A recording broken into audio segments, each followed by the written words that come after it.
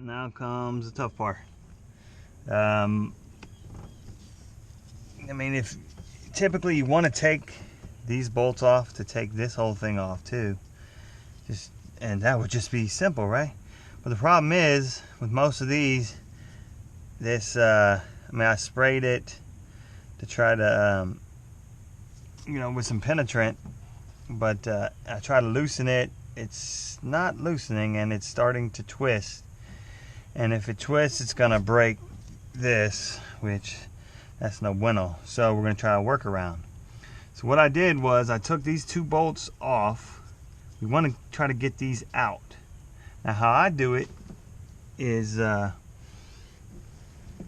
put one end backwards and then one end forward, snug them together like so. Made it snug.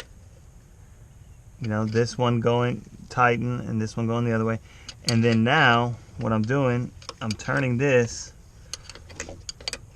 and I'm going to take these out to see if this can just slide up, because other than that, this thing's going to break, and that's no bueno, and that's a lot of welding and stuff that I'm not really going to do.